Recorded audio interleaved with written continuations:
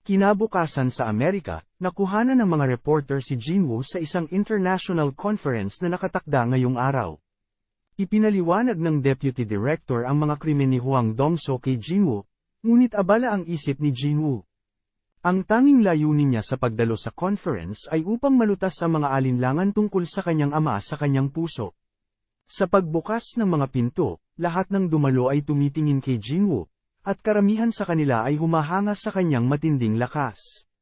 Dahan-dahan na bumababa si Jinwoo mula sa mga hagdanan. Sa gitna ng mga bulong-bulungan na hindi makapaniwalang siya ang nagpadala sa di matitinag na Thomas Andres sa ospital. Matapos ng ilang sandali, sinimulan ni Dr. Belzer ang conference, nagpapakita ng global na mapa at nagpapaliwanag sa mga lokasyong may tanda ng pulang mga tuldok. Mga syudad na kamakailan lamang nagkaroon ng pagtaas ng mahiwagang kapangyarihan. Ang syudad na may pinakamataas na konsentrasyon ng mahiwagang kapangyarihan ay Seoul, South Korea, na nagpatingin sa lahat kay Jinwoo. Gayunpaman, ipinapaliwanag ni Dr. Belzer na kung si Jinwoo nga ang nagdulot ng ganitong pagtitipo ng mahiwagang kapangyarihan, hindi na siya lamang isang simpleng hunter. Napansin ni Jinwoo na may 9 na lokasyon na may mataas na mahiwagang kapangyarihan sa mapa. Maaari bang may kinalaman ito sa bilang ng mga monarch? Sa puntong ito, lumitaw ang direktor ng America Hunter Administration, na nagpapabatid sa lahat ng isang mahalagang balita. 2 linggo na ang nakararaan, trahediyang pinatay ang national-level hunter na si Christopher Reid. Lahat ay tumitingin kay Jinwoo, na ang tanging tao sa harapang iyon na maaaring talunin ang gayong malakas na individual, ngunit nanatili siyang hindi naapektuhan sa mga tsismis. Paalala rin ng direktor sa lahat na huwag magkamaling umunawa, sapagkat may mga talaan tungkol sa suspect. Makalipas ang sandaling iyon, ibinunyag ang litrato ng ama ni Jinwoo. Bagamat walang sino man ang nakakaalam sa pagkakakilanlan ng lalaki, ang pagtingin lamang sa kanyang hitsura ay nagpapaisip sa mga tao tungkol kay Jinwoo. Nahihirapan si Jinwoo na maunawaan kung bakit ang pangunahing sospek ay ang kanyang ama, na nawala 10 taon na ang nakalilipas. Patuloy na nag-uulat ang direktor sa lahat. Natuklasan ang sospek sa isang gate sa Amerika at simula noon ay natukoy bilang isang halimaw na nakakapagsalita ng wika ng tao. Dahil sa paggamit ng Koreanong wika ng sospek, dinala nila ang hunter na si Hwang Dong-so para sa pagtatanong. Gayunman, sumiklab ang isang labanan at natalo ang S-rank na hunter na si Hwang Dong-so at nakatakas ang sospek. Kaya, naniniwala sila na may malaking posibilidad na iba pang malalakas na humanoid beasts na nakatakas mula sa iba't ibang mga dungeon ang sumugod kay Christopher Reid ng sabay-sabay. Ito ang naging conclusion ng Bureau. Sa isang video file, nakapukaw ng pansin ni Jinwoo ang mga salita ng sospek. Huwag kang lalapit sa Korea kailanman. Hindi ito para sa aking anak, kundi para sa iyo, dahil hindi ka magkakaroon ng kapayapaan, kahit sa kamatayan. Matapos ma-interrogate ang shadow ni Hwang Dong-so, mas lalong natiyak si Jinwoo na ito nga ang kanyang ama. Kasunod ng anunsyo ng direktor ng International Arrest Warrant para sa sospek, hindi maiwasan ang lahat na magtanong tungkol sa kanyang pagkakakilanlan. Kahit si Liu Jigang, isang 7-star hunter mula sa China na dumalo sa conference, umaasa na ibunyag ng direktor ang pagkakakilanlan ng sospek upang makatulong sa pagkahuli nito. Sa pag-aatubili, wala nang ibang pagpipilian ng direktor kundi ibunyag ang relasyon ng sospek at Jinwoo. Sila ay ama at anak. Hindi natitinag si Liu Jigang, direktang nagtanong kay Jinwoo kung ano ang magiging reaksyon nito kung totoo nga na ang sospek ay kanyang ama. Malamig na tumugon si Jinwoo, natural para sa mga hunter na manghuli ng mga halimaw. Kung siya ay isang halimaw, ako mismo ang huhuli sa kanya. Gayunpaman, kung talagang ang ama ko siya, ipagtatanggol ko ang aking pamilya kahit laban sa buong mundo. Sa pagtatapos ng conference, hindi maiwasan ni Adam na itanong kay Jinwoo kung seryoso ang kanyang mga huling salita. Matapos matanggap ang pagsang-ayon na tugon, hindi maiwasang mamangha si Adam sa katotohanan na mayroong 2 tao lamang na maglalakas loob na gawin ang ganoong bagay sa isang internasyonal na conference na pinupuno ng mga nangungunang hunter sa buong mundo.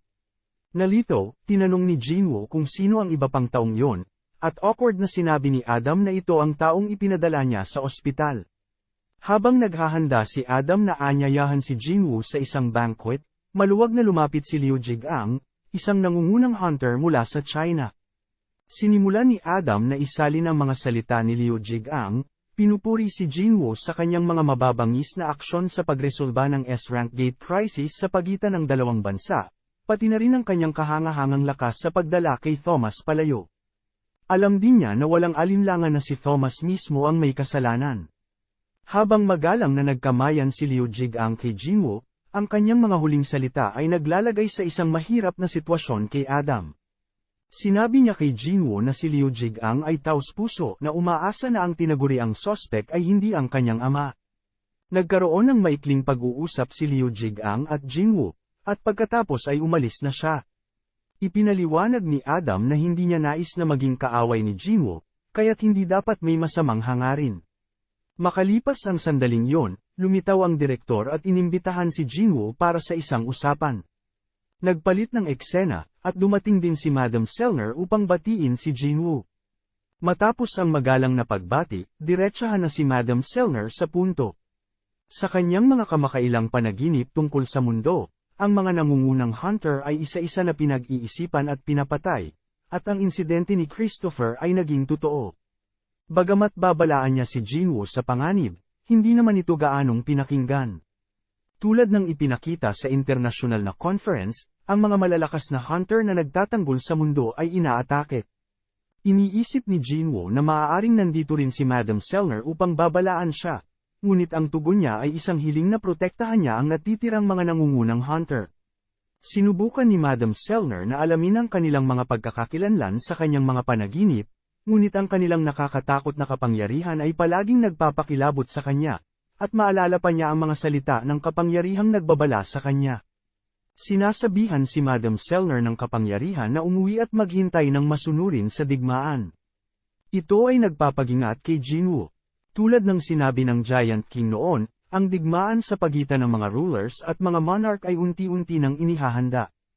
Gayunpaman, hindi maintindihan ni Jinwoo kung ano ang kinalaman nito sa kanyang pagprotekta sa mga hunter. Sinasabi ni Madam Selner na natuklasan niya ang parehong kapangyarihan sa loob ni Jinwoo, ang kapangyarihan ng Shadow Monarch. Sa simula, hindi makapaniwala ang direktor na may ganitong kakayahan si Jinwoo upang protektahan ang mga hunter, ngunit pagkatapos maapi ni Jinwoo si Thomas, nagbago ang opinyon niya ng lubos. Siyempre, hindi niya pababayaang protektahan ni Jinwoo ang mga hunter nang walang anumang gantimpala. Maaaring ibigay kay Jinwoo pati ang runestone ng top grade na iniwan ng dragon na si Kamish. Dahil ang normal na pag-andar ng mundo ay umaasa sa pagprotekta ng mga nangungunang hunter na ito. Gayunpaman, walang magawa si Jinwoo kundi tanggihan ang kanilang kahilingan. Bukod pa rito, hindi niya alam kung anong klaseng kaaway ang dapat niyang harapin.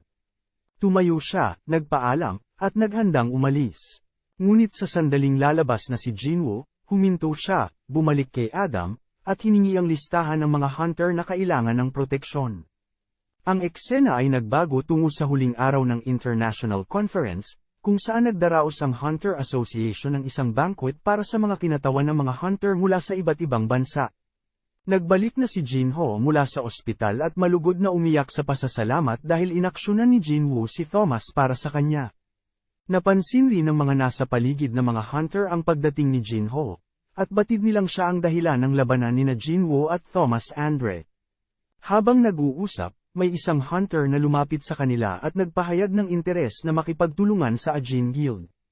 Hindi mapigil ang ngiti ni Jinwoo sa pagkakakita sa masiglang pag-uusap ni Jinho.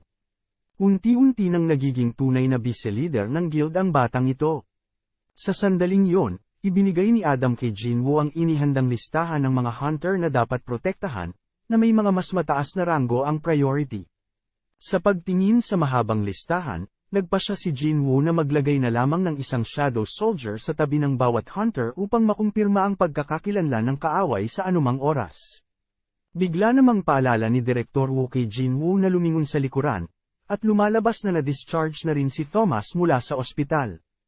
Sa mukhang lugmok, direkta niyang tinanong si Jinwoo kung bakit hindi niya pinatay ang mga miyembro ng Scavenger Guild noong magulo ang labanan, dahil madaling natapos na lamang sila. Sa halip, walang sinaktan kundi si Dong Suhuang lamang na nag-udyok ng alitan. Tahimik na sinabi ni Jinwoo kay Thomas na ito ay dahil ang kanilang mga kasalanan ay hindi karapat-dapat sa kamatayan. Sa pagkakarinig nito, umalis si Thomas, itinaas ang sugatang braso, at sinabing magsasama silang kumain kapag gumaling na ang kanyang braso. Ipinaliwanag ng kalihim ni Thomas na bagamat tila bastos ito, siya ay totoong mahiyain na hindi makapagsasantabi na may utang na loob sa ibang tao, kaya't hiningi niya kay Jinwoo na pumili ng isang regalo bilang tanda ng pasasalamat. Matapos pag-isipan nito, umaasa si Jinwoo ng magandang dagger. Sa pagtanggap ng tugon ni Jinwoo, magalang na nagpasalamat ang kalihim at umalis. Lumipat ang eksena sa Hunter Association sa Korea, kung saan abala ang Chairman Go sa trabaho, ngunit biglang hindi naramdaman ang kagalingan. Dahil ba ito sa kanyang edad? Bakit kamakailan ay naranasan niya ang pagkapalpitate? Habang nagmumuni-muni si Chairman Go sa kahalintulad ng buhay, may tumawag, at lumalabas na ito ay mula sa kanyang asawa. Nakikinig sa asawang nananawagan sa kanya na umuwi, isinara ni Chairman Go ang kanyang mga mata, yumuko sa kanyang silya, at malumanay na sumagot sa kanya. Gayunpaman, biglang nagdilim ang ilaw sa opisina, at agad na napansin ni Chairman Go na may hindi maganda na nangyayari. Habang nagtataka siya sa nangyayari, napansin niya ang isang tao na nakaupo sa sofa malapit sa lamesa. Nag-alala, lumingon si Chairman Go at nakita ang isang lalaki na may mahabang buhok na umaagos at nakakatakot ng ngiti, na tila isang nakakatakot na demonyo. Bilang isang S-rank na hunter, hindi ako makapaniwala na hindi ko namalayan ang kanyang pagkakalapit. Isinabi ng lalaki sa isang nakatutuwa na para sa chairman, ang lugar na ito ay naka-isolate mula sa labas ng mundo ng pamamagitan ng isang barikada, at pagkatapos ay nagpaputok ng isang espada ng yelo na sumasalpok sa balikat ni Chairman Go. Ang lakas ng manlalaban ay higit pa sa inaasahan, at sa harap ng sitwasyong ito, tahimik na inusisa ni Chairman Go ang pagkakakilanlan ng lalaki. Gayunpaman, ang lalaki ay may pagmamaliit na tumugon, ikaw lang ay isang tao, tama ba? Nakaka-interes bang magkubli sa loob ng isang katawan? Ipakita mo sa akin ang iyong tunay na anyo, Radiant Shard. Kahit hindi ako gumalaw, ang iyong kawalang malay na katawan ay malapit ng sumuko. Sa pagkasabi nito, ibinuhos ng lalaki ang isang malakas na salamangka na nagpapakita ng kanyang tunay na anyo. Sa gitna ng usok, may mga nagliliwanag na mga mata na tumitig sa kanya. Nagpaputok ng isa pang salamangka, ngunit madali itong napawi ni Chairman Go. Sa sandaling ito, lubos na iba na ang hitsura ni Chairman Go, malamig na sinasabi, nagawang i-isolate mo ang tanggapan ng chairman at ito'y ibilang sa Dimensional Rift. Hindi masama, nalaman na ang tinukoy ng kalaban na Radiant Shard ay mayroon ng nakakabit sa chairman, ngunit bilang isang tao, hindi niya tunay na magamit ang kapangyarihan nito. Galit na sumigaw si Chairman Go, kung gayon, tapusin na natin ito ng tuluyan. Isang malupit na labanan ang papalapit na maganap sa pagitan ni Chairman Go at ng Frost Monarch. Handa na ang parehong panig, at napapalibutan si Chairman Go ng Golden Radiant. Inilunsad ng Frost Monarch ang unang atake, na nagpadala ng malalaking bloke ng yelo patungo sa kanya. Gayunpaman, hindi madaling talunin si Chairman Go. Ang kanyang malakas na katawan ay hindi apektado ng anumang atake. Nagtipon siya ng lakas at ibinato ang isang suntok sa Frost Monarch. Sa hindi inaasahang pangyayari, biglang lumabas ang isang karayom na yelo mula sa katawan ng kalaban, na pumasa ng palapit sa ulo ni Chairman Go. Sa kanyang galit, ibinato ni Chairman Go ang isa pang malakas na suntok. Ang Frost Monarch ay simpleng itinaas ang kanyang kamay at pinatigil ang kalahati ng katawan ni Chairman Go sa pamamagitan ng pagyeyelo. Sa kabutihang palad, nag-iba ang kapangyarihan ng Radiant Shard at nabasag ang paligid na yelo. Magkabilang panig ay humiwalay at nag-ayos ng kanilang kalagayan. Alam ni Chairman Go na kailangan niyang samantalahin ang pagkakataon upang madali nitong talunin ang kalaban habang nasa galaw. Gayunman, nasaksihan na ng Frost Monarch ang lahat at mabilis na umiiwas sa papalapit na atake. Sa sandaling yon, nadapa si Chairman Go at napako sa isang tuhod. Sinasalakay ng Frost Monarch, waring ang iyong katawan ay umaabot na sa kanyang limitasyon. Hindi kasing kahanga-hanga ng inaasahan ang Radiant Shard. Ang kanang kamay ng Frost Monarch ay nagiging isang sandata at agad na sumuntok. Ang pinakamasamang posibleng pangyayari ay naganap. Si Chairman Go ay malupit na tinusok sa dibdib. Samantala, patuloy na nakikipag-usap sa kanyang sarili ang Frost Monarch. Kawawang Radiant Shard, kahit makahanap ka ng bagong katawan, aabuti ng 1 taon o 2, hindi ba? Sa oras na yon, ang aming hukbo ay darating na. Ang iyong pagkakamali ay nasa pagnanais mong protektahan ang mga naninirahan sa mundong ito. Biglang hawakan ni Chairman Go ng mahigpit ang patalim ng yelo gamit ang kanyang kamay at malamig na sinasabi sa Frost Monarch, mayroong hindi inaasahang salik na nangyari na labas sa iyong imahinasyon. Sa kanyang natitirang lakas, pinalaya niya ang isang enerhiyang atake. Bagaman pansamantalang nagdulot ito ng panganib sa Frost Monarch, ito ba ang kanyang huling baraha? Ito'y naglamet lamang sa barikada. Ang hindi inaasahan ng Frost Monarch ay biglang lumabas ang isang ant soldier mula sa anino ni Chairman Go. May pagmamaliit niyang tanong, anong silbi ng isang walang kapangyarihang sundalo? Ano ito? Isang piraso ng anino? Maaaring ito ay isang kasamahan ng Shadow Monarch? Sa pagkasabi nito, nagmadali siyang humabol dito. Ang Frost Monarch, na may hawak na yelong barikada, tumalon mula sa mataas na gusali. Sa sandaling gusto niyang patayin ang ant soldier na nag-aaksyon bilang isang mensahero, tila na-block ang kanyang atake ng isang bagay. Sa kanyang mukha, may takot na ekspresyon, lumitaw si Song Jinwoo at madali niyang hinawakan ang side ng Frost Monarch, at matapang na hinawakan ang kanyang leeg. Ang nakamamatay na kapangyarihan ng mga anino ay nagpapahinto sa Frost Monarch. Malamig na tinanong ni Song Jinwoo, sino ka? Ang taong ito ay tila katulad ng Ice Elf na aking nakasalamuha sa dungeon noon, at ako ay nababagabag dahil hindi ko ma-extract ang mga anino ng Ice Elf na ito. Ang Frost Monarch ay humihinga ng malamig na hangin mula sa kanyang bibig, at agad na nagyelo ang braso ni Jinwoo, at sa wakas ay nakawala mula sa pagkakahawak ng leg niya. Ito ay nagpapagalit kay Jinwoo, na nagtawag ng isang dagger at madali nitong tinangay ang yelo. Ngunit inaasar siya ng Frost Monarch mula sa malayo. Kinatatakutan kong wala kang oras upang tapusin ang labang ito sa akin ngayon. Hindi ba nandito ka para iligtas ang tao sa itaas? Sa puntong yun lamang napagtanto ni Jinwoo ang sitwasyon at tumingin siya pataas upang makita si Chairman Go na nakabagsak sa lupa, ang kanyang dibdib na tinusok. Itinawag ng Frost Monarch ang isa pang dagger ng yelo at tinutok ito sa halos hindi na humihinga pang Chairman Go. Inaapura ni Jinwoo ang paggamit ng Ruler's Authority upang kontrolin ang dagger ng yelo, ngunit ang kapangyarihan ng kaaway ay labis na mataas at hindi niya mabago ang takbo ng dagger. Sa mata ni Jinwoo, may desperasyon, ibinato niya ang kanyang dagger sa dagger ng yelo ng Frost Monarch, ngunit nagawa nitong iwasan ang atake. Sa sandaling si Chairman Go ay malapit ng tamaan, ginamit ni Jinwoo ang kanyang kahangahangang bilis upang hadlangan ng dagger sa napapanahong pagkakataon, na nagbabago ng direksyon ng atake. Ipinatawag ng Frost Monarch ang isang portal upang makatakas. Galit na galit, ibinato ni Jinwoo ang ilang mga dagger at ipinatawag ang kanyang buong lakas upang tumusok sa kinamumuhian na kalaban, ngunit nagdulot lamang ito ng maliliit na pinsala. Nakaalpas ang Frost Monarch, na hindi nakalimutan na muling ipahayag ang kanyang pangalan.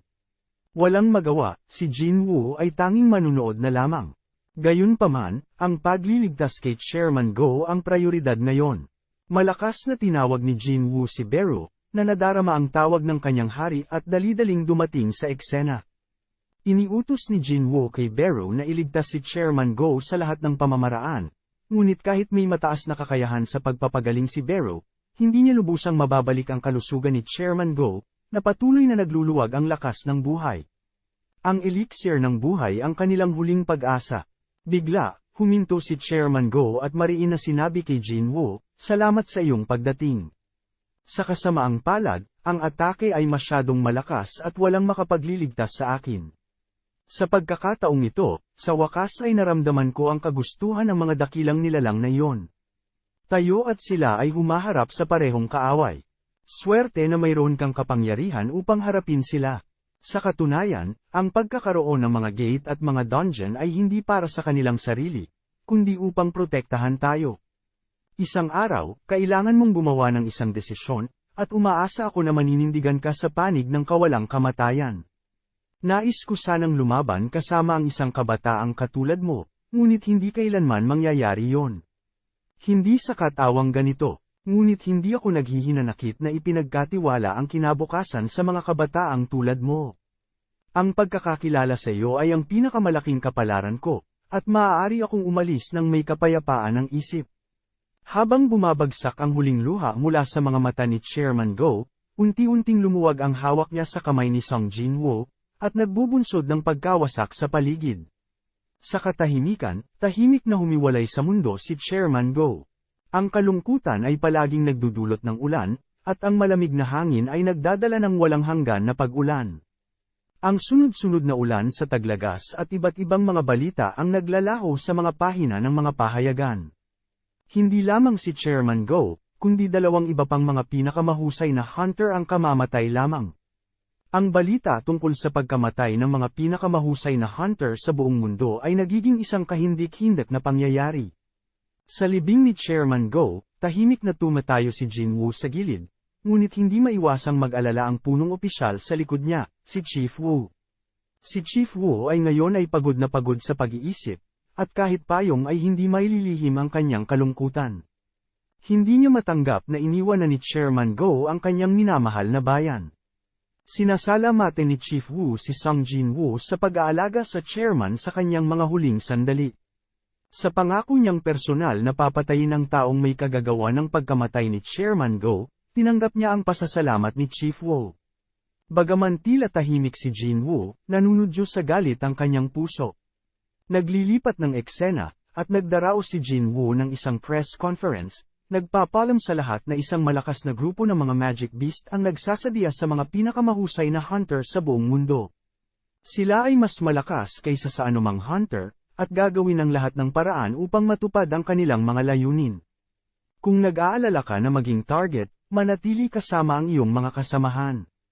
Kung hindi mo makahanap ng mga kasamang kayang magbigay ng proteksyon sa iyo, mangyaring makipag-ugnay sa akin sa pamamagitan ng Korea Hunter Association sa lalong madaling panahon. Sa paglipas ng panahon, tahimik na nagsimula ang digmaan sa iba't ibang mga monarch. Pagkatapos na tagumpay na subukan ng Frost Monarch na paslangin si Chairman Go Gun-hee at makatakas, agad niyang pinisan ng iba pang mga monarch upang ipaalam sa kanila ang balita na ang Shadow Monarch ay sumapi kay Jin-woo. Bukod dito, kumpara sa kapangyarihan ng Radiant Shards, mas malaking panganib ang dala ng Shadow Monarch. Umaasa ang Frost Monarch na matutulungan siya ng lahat na puksain si Jin-woo. Gayunpaman, sinasabi ng taong pumatay kay Christopher na ang pakikipaglaban sa Shadow Monarch ay isang kamatayan, sapagkat nasa pinakatuktok ng mundo ang kanyang lakas. Dapat silang maghintay sa pagdating ng Monarch ng Destruction, Dragon King Antares. Bagamat masakit pa rin ang kanyang sugat sa balikat, hindi siya handang tumakas ng walang labanan. Ang ilan sa mga monarchs, na nag-iisip sa kitakot-takot na kontrol ng Shadow Monarch, tumatanggi sa kahilingan ng Frost Monarch. Habang sila'y umaalis, maayang paalala nila sa matitigas ang ulo na ang Shadow Monarch at ang Architect ay tila may mga hindi masasabi na mga lihim, payo nila na mag-ingat. Sa sandaling ito, kumpirma ng Beast Monarch kung si Jin-woo ay tunay nga lamang na isang tao. Ang Frost Monarch ay kumuha ng maliit na dagger na tumama sa kanya, sinasabing ang tunay na monarch ay hindi nilalason ang kanyang sandata. Isa pang babaeng monarch, ang Monarch of Plagues. Pumapayag si Plagues, sinasabi na kung nakuha na ng Shadow Monarch ang kontrol sa isang katawan ng tao, hindi na ito aasa pa sa ganoong mga panlilinlang. Sa gayon, ang tatlong monarch ay nagkakasundo at handa na silang magkaisa upang alisin ang kasalukuyang banta. Ang eksena ay naglilipat kay Jin-woo, na nakatayo sa tuktok ng isang bubungan na nagmamasid ng isang bagay. Ipinapadala niya ang lahat ng kanyang mga Shadow Soldier upang siyasatin ang bawat sulok ng lungsod, determinadong mahanap ang Frost Monarch na nagplano ng pag-atake kay Chairman Go. Gayunpaman, tulad ng sinabi ng Giant Monarch, ang lahat ng monarchs at rulers ay mga kaluluwa na walang anino, na talagang nagiging magaling na depensa laban sa paghabol ng Shadow Army. Gayunpaman, hindi pinapansin ito ni Jin-woo, dahil siya ay isang hunter na hindi kailanman bumibitaw sa kanyang biktima. Samantala, nagdadalamhati ang Hunter Association sa pagkawala ni Chairman Go at hindi pa napipili ang kanyang kahalili. Matapos pag-usapan ng lahat, sumasang-ayon sila na si Woo Jin-chul ang pinakamahusay na kandidato, bagamat biglaan ito para kay Woo mismo. Gayunpaman, ang pagiging epektibo ni Woo, ang kanyang pakikitungo sa iba, at ang kanyang impluwensya sa gitna ng mga hunters ay napuna ng mga nasa mataas na pwesto. Nakakahiya ang kanyang nararamdaman, sinasabi ni Wu na siya ay masyadong bata kumpara sa kanyang mga nauna, kasama na ang vice chairman at iba't ibang mga direktor. Iniisip niya na hindi siya kwalipikado na maging kahalili, ngunit ngumiti ang lahat at sinabi, "Ikaw ay may natatanging kakayahan upang pamunuan ang mga hunters ng ating bansa, at meron kayo ng magandang relasyon sa guildmaster ng agent, si Song Jin-woo. Maganda ang relasyon ni Chairman Go sa iyo, at kahit na may pag-aatubili ka, umaasa sila na seryosohin mo ang pagiging kanyang kahalili." Napipilitang tinanggap ni Chief Wu ang panukala. Naglilipat ang eksena kay Thomas Andre at ang kanyang kalihim na papunta sa mga kuweba sa ilalim ng guild.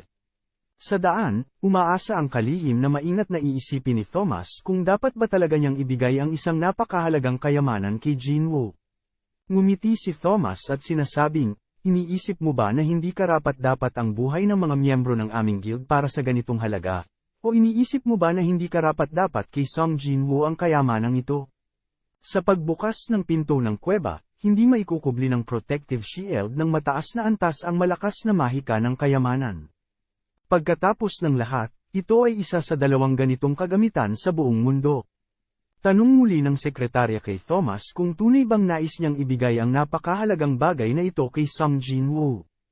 Naniniwala si Thomas na sayang naman ang napaka-valuable ang kagamitang ito kung ito ay mapapalibing lamang sa isang bodega, hindi ba? Binabantayan ni Jin ang kamakailang kaguluhan sa mundo at bumalik ang kanyang tingin sa kanyang abalang ina. Binigyan niya ng tahimik na yakap ang kanyang ina at nagsimulang magpaka-spoil, sinasabi sa kanyang ina na gusto niyang lumipat, ngunit sinabi ng kanyang ina na mahal niya talaga ang lugar na ito. Sa katunayan, ang kanyang ina ay patuloy na umaasang magbabalik ang kanyang asawa. Matapos ito, lumabas si Jin sa balkonahe upang huminga ng sariwang hangin, ngunit nang tumingin siya sa langit, nagpanik siya at nagmadaling pumasok upang tawagin ang kanyang ina. Nagbabago ang eksena, at nagtipon-tipon ang mga mamamahayag sa paligid ng gusali ng Ajin Guild, nakatitig sa opisina bilang naghihintay sa isang tao. Nalaman na dumating si Thomas Andre, si Jinho sa sobrang nerbiyos ay halos hindi makahinga. Hindi makapaniwala ang mga staff sa paligid nito. Nakaupo sa kanilang opisina ang kilalang Thomas Andre, at dumating pa ang pinakamalakas na hunter sa Alemanya, si Leonard Nierman. 2 oras na silang nakaupo doon. "Saan ka ba napadpad, Jin-woo? Bakit hindi ka pa bumalik?" Parang sa isang kasunduan, lahat ay tumawag kay Jin-woo bilang isang tagapagligtas. Hindi katakataka na may mga reporter sa ibaba. Dumating ang 2 kilalang personalidad. Matapos ang matagal na panahon, nagkita ang 2 na naging magkakilala sa dahil sa isang laban. Iniisip ni Jin-ho kung magsisimula silang mag-away muli. Dumating si Thomas na may simpleng layunin, upang magbigay kay Jin-woo ng regalong pasasalamat, na nagpapakilos ng interes ni Jin-woo. Halos himatayin si Jin-ho sa tabi, takot na ang regalo ay isang bomba. Sa sandaling yon, lumapit si Leonard Nierman ng maayos upang batiin sila, mukhang naghahanap ng tulong kay Jin-woo. Ngunit hindi makatarungang pinigilan siya ni Thomas, nais nitong magkaroon ng pribadong usapan kay Jin-woo, at mariing sinabing ang darating na pag-uusap ay top secret at hindi para sa ibang tao. Umalis si Thomas kasama si Jin-woo. Sa wakas, nag-dinner sina Thomas at Jin-woo nang sama-sama tulad ng kanilang nais. Sinabi ni Thomas sa kanyang mga tauhan na dalhin ang regalo. Buong personal na binuksan ni Thomas ang kaha at ipinakita ang natatanging napakamahal at dekalidad na kagamitang ito kay Jin-woo. Naramdaman ni Jin-woo ang kahiwagan ng 2 dagger. Agad niyang narekognisa na ang mga ito ay gawa mula sa mga buto ng dragon na si Kam-ish. Ipinakilala ni Thomas ang pinagmula ng mga dagger kay Jin-woo. Noong panahon na pagkatapos nilang talunin ng dragon, kinuha niya ang mga matatalas nitong ngipin at itinago dahil sakto ang laki upang maging 2 dagger. Hindi niya inasahan na magiging kapaki-pakinabang ang mga ito ngayon. Kumuha si Jin-woo ng isa sa mga dagger at tiningnan ang sistema nito.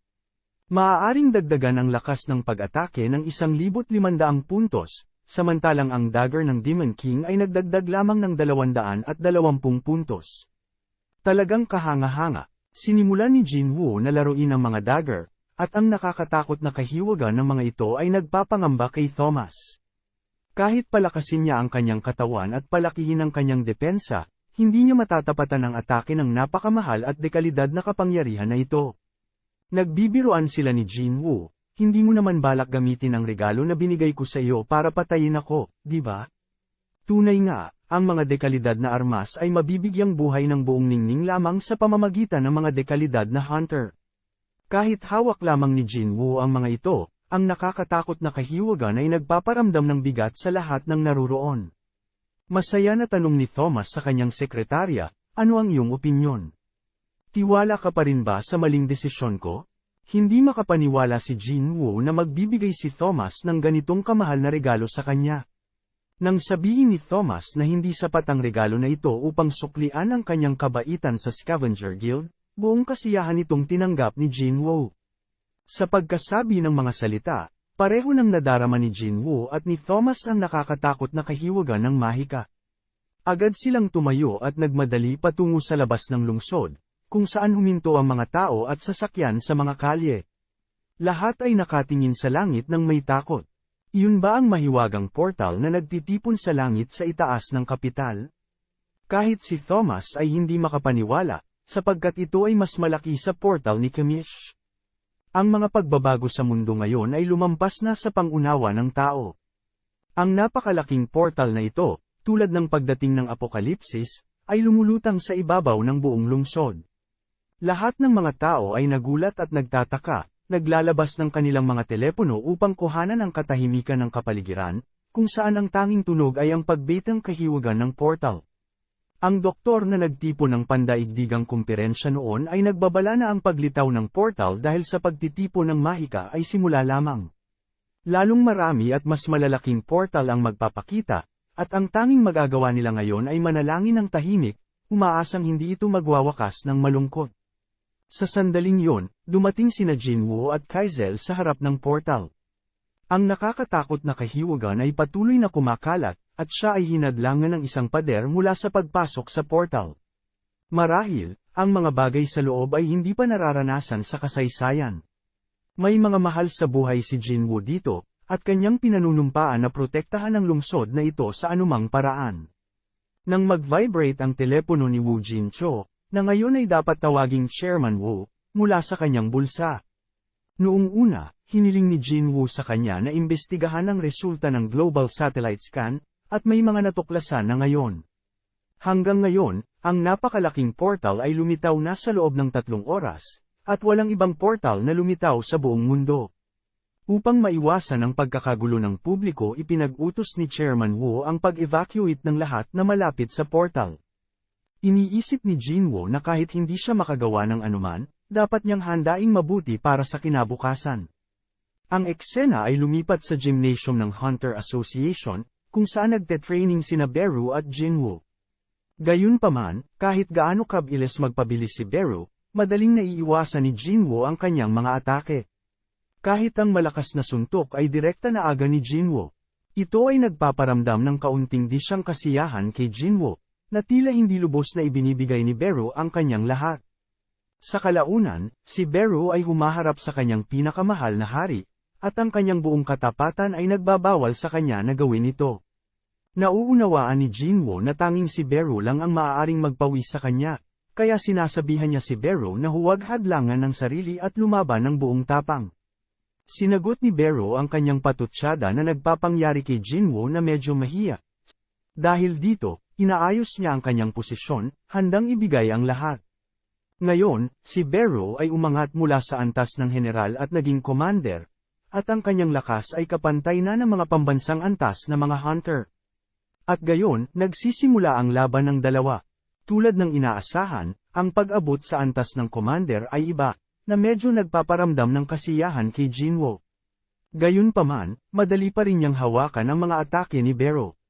Upang mang-asar kay Beru, seryosong sinasabi ni Jinwoo na dapat mayroon lamang isang commander sa isang hukbo. Kapag umabot na sina Igris at Grid sa antas ng general, hindi na magtatagal bago nila maabot ang antas ng commander. Kung ayaw ni Beru na mapalitan sila, kailangan niyang maging mas seryoso. Sa pagkakarinig nito, biglang dumating kay Beru ang isang kahindik-hindik na pangamba. Ang kanilang sagupaan ng pinakamahal nilang hari, hindi pa rin kayang masabing sapat ito para kay Jinwoo.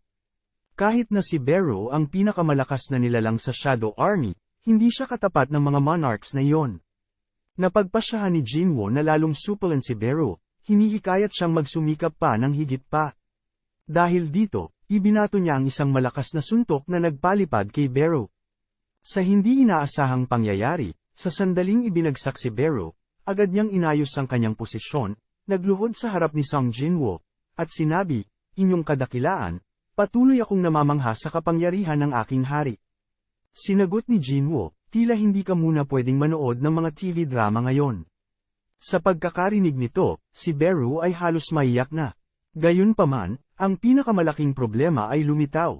Ang pinsalang kalagayan ng buong gymnasium ng Hunter Association ay nagpaparamdam ng kaba kay Jinwoo. Binilisan niyang tawagan si Chairman Woo upang humingi ng paumanhin. Ang eksena ay naglipat sa isang mamahaling hotel sa Seoul, kung saan hawak ni Thomas Andre ang isang maliit na basong may alak. Wala pa siyang balak umalis, nakikita ang malaking gate sa langit, hindi niya mapigilan ang kanyang puso na kumislap sa tuwa. Maging ang gate, ang dragon na si Come-ish, o ang lakas ni Hunter Jinwoo, lahat ay tila kahanga-hanga at nakakapukaw ng damdamin sa paningin ni Thomas. Banibiro siya ng kanyang kalihim, na sinasabing kahit ang kilalang Thomas Andre ay may mga bagay na hindi niya makuha. Iniisip ni Thomas na dahil walang ibang mga gate na nagpapakita, hindi na niya kailangang bumalik. Gayunpaman, lubhang nag-aalala ang Hunter Management Bureau ng Estados Unidos sa kaligtasan ni Thomas, na nagpapatawa sa kanya, sinabing sa tabi ni Jinwoo ang pinakaligtas na lugar sa buong mundo. Nais niyang makita ng personal kung ito ba ang katapusan ng kasaysayan ng tao o ang simula ng isang bagong panahon. Sa pamamahala ng Korea Hunter Association, ang mga tao ay pinalalayas ng pabatch-batch, na nagpaparamdam ng kamaliit-maliit na kalagayan ng tao sa harap ng kalamidad. Sa pagkakataong ito, si Jin-a ay nagtatanong sa kanyang ina kung bakit hindi sila mag-e-evacuate. Hindi siya nais mamatay sa murang edad. Sumasagot ang kanyang ina ng mahinahon, "Si Jinwoo ang mag-aalaga sa atin tulad ng ginawa ng iyong ama noon." Samantala, si Jinwoo ay nasa labas pa rin, naghahanap ng mga aura ng iba pang mga monarch. Habang ang malaking gate ng kapahamakan ay humaharap sa kanya, ang mga bagay na kailangang kanyang protektahan ay dumarami. Maaaring matapos ito ng walang mga nasasaktan. Nagdanas ng pag-aalinlangan si Jinwoo, naisip na maaaring ito na ang kanyang huling sandali. Nang hinap ng kasama para sa kanyang huling sandali, pinag-scroll niya ang kanyang telepono. Sa martial art hall, si Mr. Son napansin niya ang pag-aalinlangan sa espada ni Hein kamakailan. Nag-alala siya na may takot na bumabalot sa puso ni Hein. Tuloy-tuloy ang usapan, sinabi ni Mr. Son, "Hindi ko alam kung maihahambing ko ang mga pinagdaanan ko sa iyong mga pakikipaglaban sa mga halimaw, ngunit nung nawalan ako ng braso." Biglang tumunog ang cellphone ni Hein. Sabi niya may biglang pangyayari, kaya't kailangan na niyang umalis. Nagmamasid ang mga bisita sa parke, nakatingin kina Jinwoo at Hein. Nagtatanong ang ilan kung kasintahan ba ni Jinwoo si Hein. Sinabi ni Jinwoo kay Hein na mas maraming tao ang nandoon kaysa sa inaasahan niya sa kasalukuyang kalagayan. "Mahal mo ba ang ganitong mga lugar?" tanong ni Hein kay Jinwoo. Sumagot si Jinwoo, "Hindi naman talaga, pero naisip kong dumaan dito ng minsan." Itinanong ni Hein, "Bakit mo ako dinala sa isang lugar na nais mong marating ng minsan?" Sumagot si Jinwoo, "Ikaw lang ang kaibigan ko." "Hein, alam mo, sa harap ng kakaibang estatwa na yon," itinanong ni Hein, "nakikinig ka?" "May magandang pandinig ako," tugon ni Jinwoo. Sabi ni Hein, "Hindi mo ba iniisip na mas mapapansin tayo ng mga tao dito?" Nagpatuloy si Jinwoo, "Wag na lang natin silang pansinin." Itinanong niya kay Hein, "Gusto mo bang sumakay doon?" "Paano doon? At iyong katabi nito?" Sagot ni Hein, "Oo, okay lang sa akin ang mga yon." Naisip ni Jinwoo, mukhang hindi lang ako ang may gustong pumunta sa ganitong mga lugar.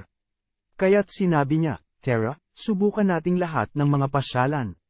Ngunit sa huli, dahil S-class hunter sila, medyo mabagal para sa kanila ang mga pasyalan. Kaya't iminungkahi ni Jinwoo, pagkatapos ng hapunan, bakit hindi tayo pumunta sa tunay na masayang lugar? Dinala ni Jinwoo si Hein sa Kizo Ride sa langit. Ang langit ay naglalarawan ng mga kulay kahel, rosas, at lila habang naglalaho ang araw. Tanong ni Hein kay Jinwoo, bakit mo gustong pumunta sa parke ng libangan kung kaya mo naman gawin ito? Sapagkat sa parke ng libangan nagpakita ang gate na kinuha ang aking ama. Kaya naisip kong pumunta doon ng minsan. Sabi ni Hein, salamat. Nais kong magpasalamat sa iyo ng maayos. Napakalaking tulong mo sa akin kamakailan. At sinabi ni Jinwoo, mayroon akong ibig ipakita sa iyo. Dinala ni Jinwoo siya upang panoorin ang mga bituin na bumabagsak habang sila'y nakaupo sa damuhan sa gabi na puno ng mga tala.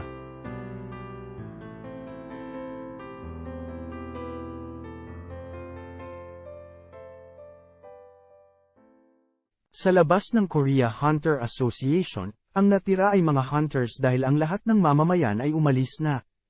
Isang lalaki, na ngayon ay isang B-rank hunter, ay naiisip na hindi niya dapat magpabeya dahil malapit nang magbukas ang pinakamalaking gate. Bigla, may bumangga sa kanya. Kaya't lumilingon siya at nagtanong, sino ka? Ang mga kasamahang hunter sa tabi niya ay nagsasabi, oh, may away ba doon? Ang lalaking yon ay napakalaki talaga. Parang mas malaki pa sa S-rank hunter na si Don Wook. Iniisip ng lalaking B-rank, ako ngayon ay isang B-rank hunter, isang medyo mataas na ranggo na hunter.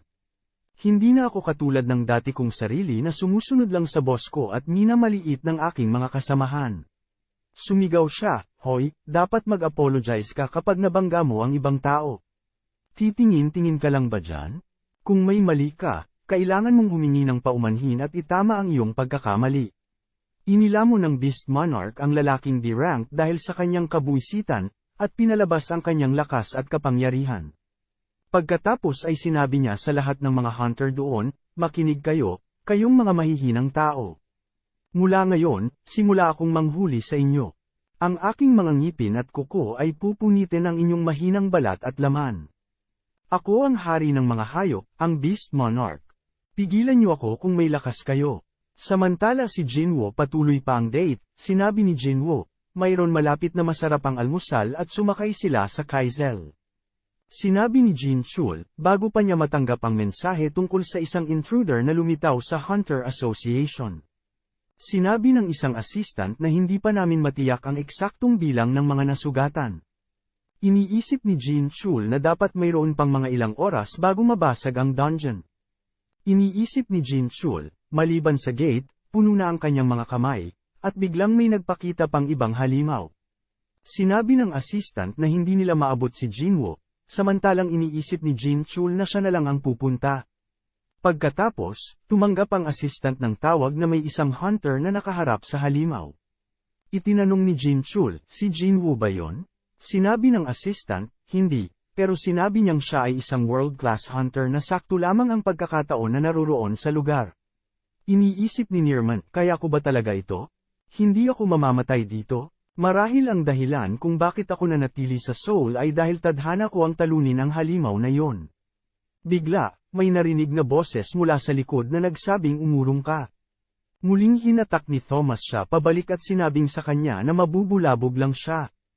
Tumanggap si Jinwoo ng tawag mula kay Jin Chul habang kumakain siya ng hapunan. Sinabi ni Jinwoo kay Jin Chul na nasa out of service na lugar siya nina. Sinabi ni Jin Chul na may isang halimaw na nagwawala sa gitna ng Seoul. Tinanong ni Jinwoo, pero hindi ba may ilang araw pa tayo bago mabasag ang dungeon? Patuloy na sinabi ni Jinwoo, ano ang halos bilang ng kalaban? Sumagot si Jin Chul, nag-iisa lang. Iniisip ni Jinwoo, lahat ng mga hunter ay nagtipon sa Seoul ngayon, at bigla na lang silang tinalo ng isang solong magical beast na biglang sumulpot. Sinabi ni Jin Chul na ang buong guild na nakaharap sa kanya ay natalo sa isang iglap. Hindi yun isang normal na hayop, kanina lang natanggap ko ang report na si Thomas ay kasalukuyang nakikipaglaban sa hayop na yon. Iniisip ni Jinwoo na imposible, pinadala na niya ang kanyang mga shadow soldiers kay Thomas, at ang mga ibang hunter ay tinuruan niya na magulat sa kanya kung mayroong kahit kaunting kakaiba. Ang hayop ba ay sapat na malakas na kayang wasakin ng buong guild sa isang iglap, at wala pa rin siyang natatanggap na mga ulat. Napansin ni Jinwoo na ang lahat ng signal mula sa kanyang mga shadow soldiers sa Seoul ay kakaiba ang senyales. Inalerto siya ng system na hindi mahanap ang partikular na Shadow Soldier.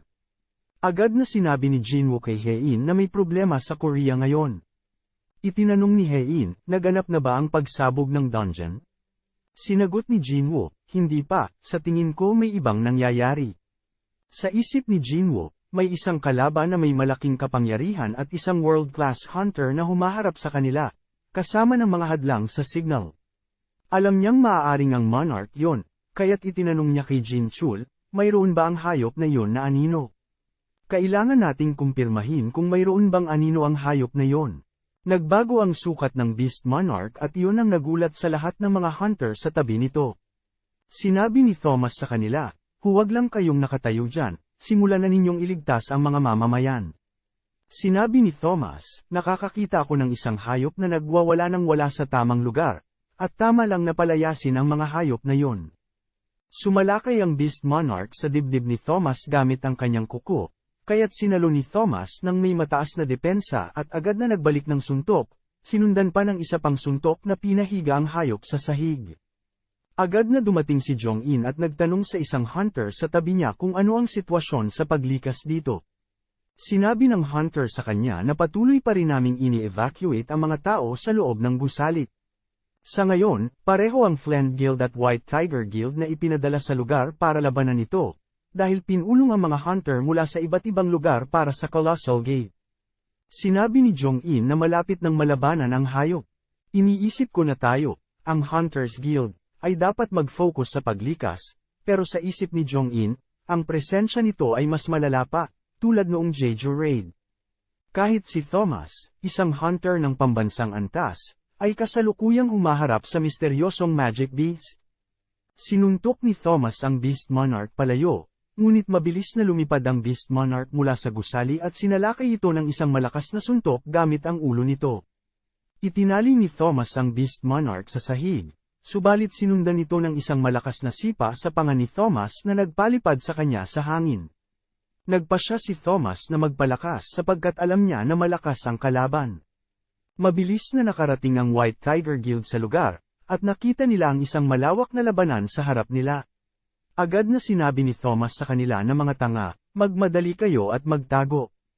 Naramdaman ni Yanho na hindi ito isang normal na halimaw, hindi siya makapag-transform nang dumaan sa kanya ang Beast Monarch. Ang sixth sense ng hayop ang nagpadama sa kanya sa agwat ng kanilang kakayahan, hindi kaya ni Yanho na makipag-ay-taay sa halimaw. Gumamit ang Beast Monarch ng telekinesis, nagpapalutang sa ere ang lahat ng mabibigat na bagay at itinapon ang mga ito papunta kay Thomas.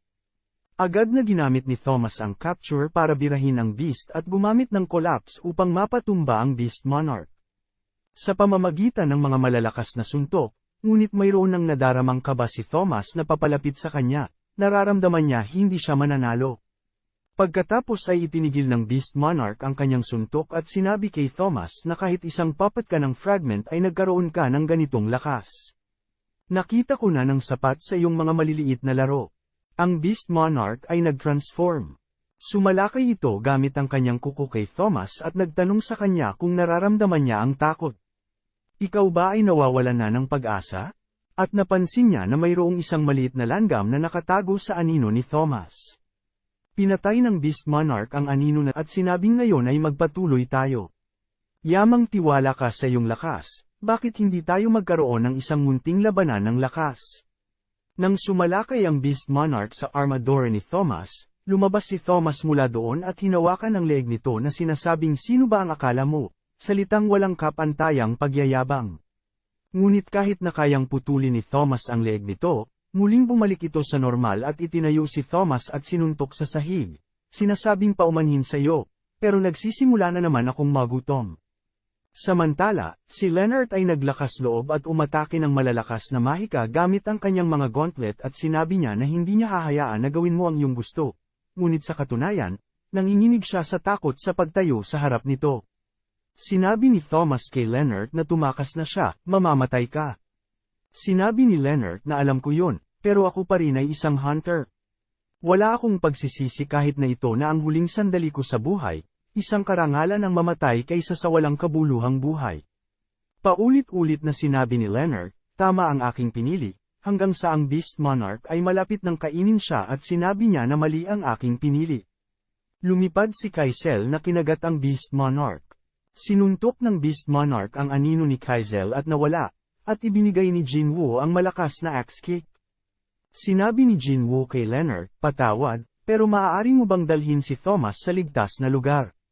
Sinabi ng Beast Monarch, totoo pala, naamoy ko ang anino mula sa katawan ng taong iyon at ngayon ay buo na ang transformation ng Beast Monarch. Iniisip ni Jinwoo na napakalakas ng kanyang killing intent at hindi lang siya nag-iisa. Tinanong ng Beast, paano mo nagagamit ang ganitong lakas ng isang superior being sa loob ng katawan ng isang tao? Dumating sina Frost at Curatia. Sinabi ni Frost na malamang ay nakahanap ang administrator ng paraan dahil matagal ng panahon mula nang gumawa ng kasunduan ang Shadow Monarch sa kanya. Sinabi ni Curatia na kaya siguro maaaring kainin ko ang katawan ng tao na yon. Palagi akong curious kung ano ang lasa ng isa pang monarch. Inalerto ng sistema ang hari ng Snowfolk, kinikilala ka ng Frost Monarch bilang kaaway. Ang hari ng mga hayop, ang Beast Monarch, kinikilala ka bilang kaaway. Ang hari ng mga insekto, ang Plague Monarch, kinikilala ka bilang kaaway. Nagsimula ang labanan at ang langit ay naging pula. Tinawag ni Jinwoo ang lahat ng kanyang Shadow Army.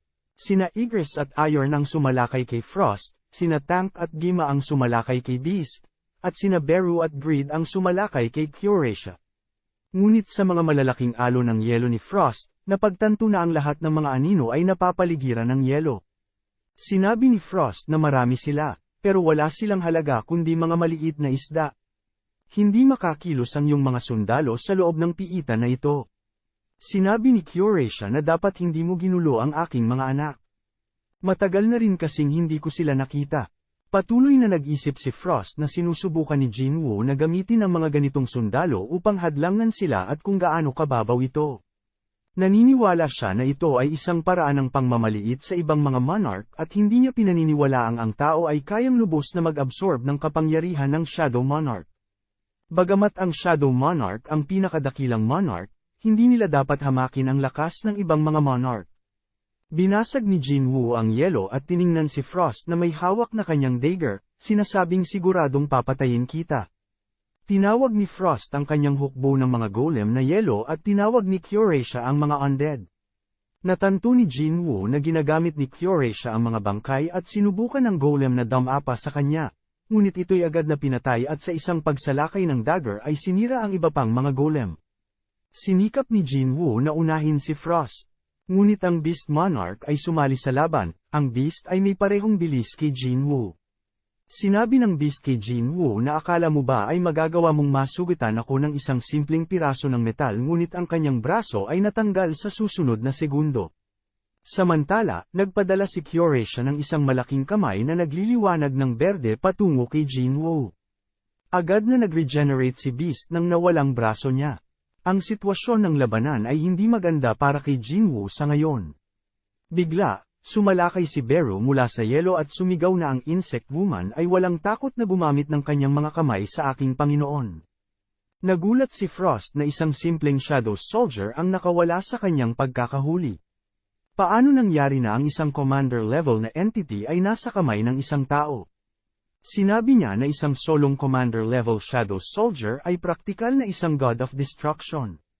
Nagalit si Curatia at sinabi na ang isang bata na hindi kilala ang kanyang ina ay dapat parusahan at ipinadala ang kanyang malaking kamay na nagliliwanag ng berde kay Beru. Ngunit nagawa ni Beru na harangan ito at tumakbong papalapit kay Jinwoo.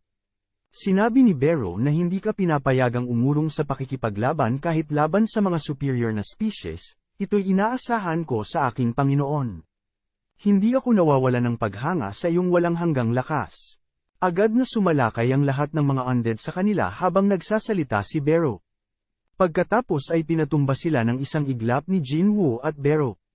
Ngunit ang malaking kamay na berde ay sumalakay kay Jinwoo mula sa likod. Ito'y nagdulot sa kanya ng malayong paglipad at sinundan pa ng isang bagyo ng yelo. Ngunit lahat ito'y nabalot ni Jinwoo. Sinabi ni Frost kung gaano pa katagal ang tatagal mo laban sa aming pincer attack.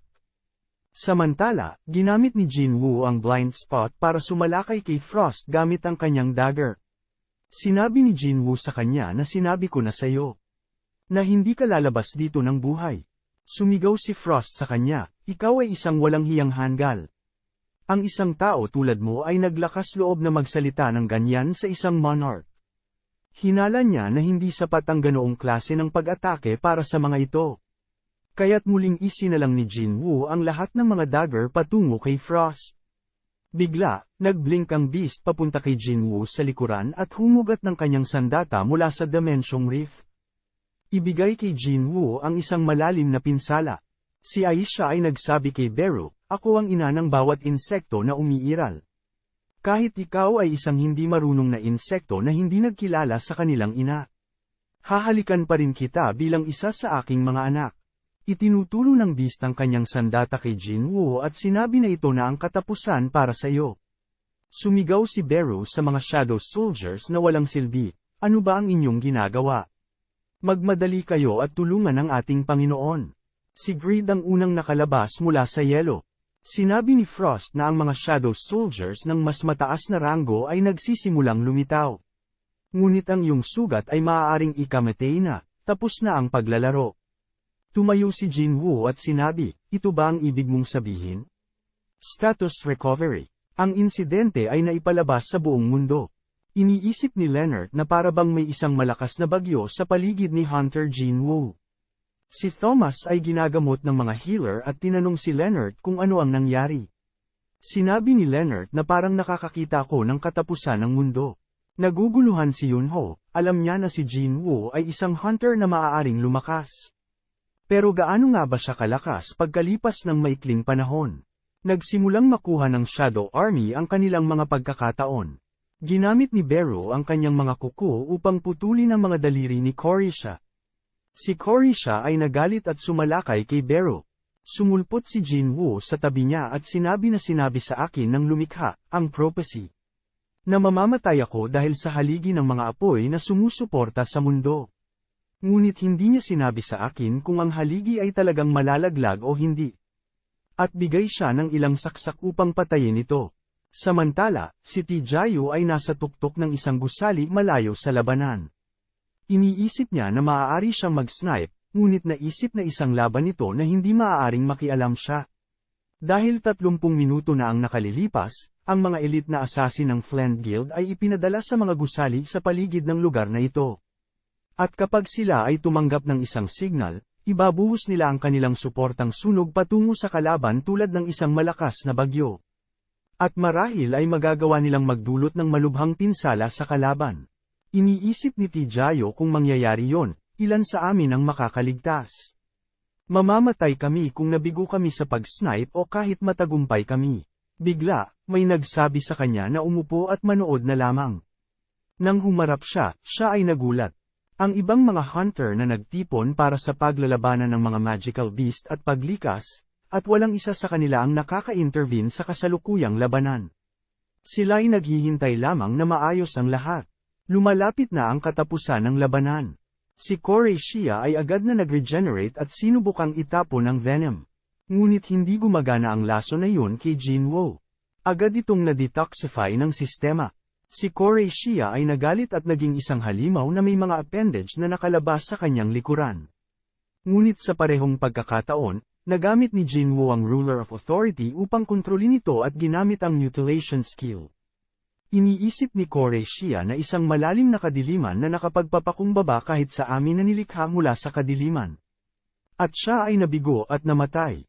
Tumaas ang antas ni Jinwoo ng 3.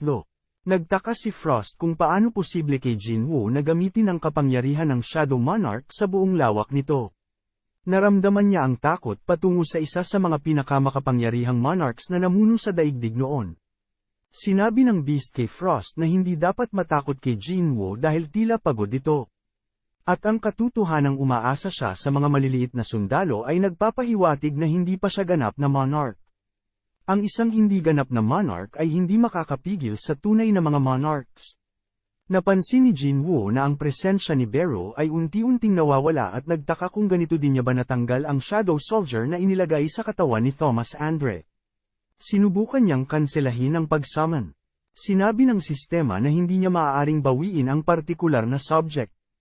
Kaya't sinugod Jinwoo si Beast at sa kanyang pag-iisip, nagawa niyang pigilan ang pagkawala ni Barrow. Sinabi ni Frost kay Beast na tama ito.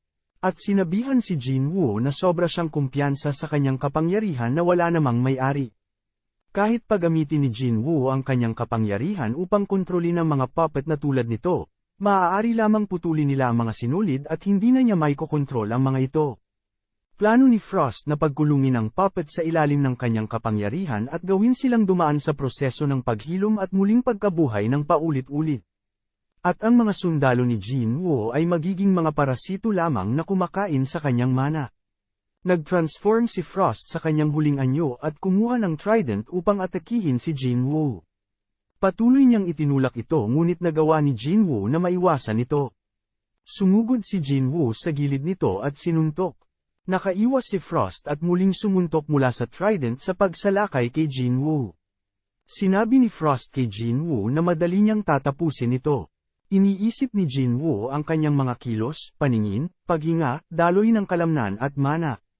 Nakikita niya ang lahat at kung maaari lamang mas mabilis siya ng kaunti kaysa kay Frost, maaaring manalo siya. Sinabi ni Frost na hindi niya alam kung ano ang pinaplano ni Jinwoo, ngunit wala itong saysay. Binago ni Frost ang kanyang sandata sa dalawang Reaper at sinugod si Jinwoo. Gayunpaman, sumugod si Jinwoo sa likod ni Frost at nagbigay ng panghuling saksak. Ngunit nakalimutan niya si Beast, sinabi ni Beast kay Jinwoo na hinala niya ay wala ito nang wala ang bilis na ipinagmamalaki niya. Sinundan ng pagbagsak ng kanyang dagger, iniisip ni Jinwoo na nagtaas ang antas ko. Kaya ito ay wala lang. Ibinabalik ni Frost ang saksak at inihagis ito sa puso ni Jinwoo. Sinabi ni Frost na sige, magagawa mo ba gumaling tulad ng ginawa mo kanina? Malamang hindi. Kahit gaano ka kalakas, hindi ka isang ganap na monarch. Kung ganyan ka lang kalakas, hindi mo na makikita ito. Sa sandaling ang aming mga hukbo ay tumapak sa mundong ito. Kapag nangyari yon, magkakaroon ng bundok ng mga bangkay ng tao at ang kanilang dugo ay magiging walang hanggan. Ngunit ang bansang ito kung saan ka lumaki ay magiging iba. Ako mismo ang magyayelo sa bawat tao sa bansang ito at gagawin silang magdusa sa walang hanggang paghihirap. Kailangan itong mabuhay sa walang hanggan na hindi makapagpatiwakal o mabuhay man. Kaya ipakita mo sa akin ang iyong walang hanggang pagkamuhi sa akin sa loob ng iyong kamatayan. Ito rin ay magiging bahagi ng aking kaligayahan. At sa isip ni Jinwoo, konti na lang. Konting-konti na lang. Alerto ng sistema. Ang HP ng player ay naabot ang 0. Ang player ay namatay.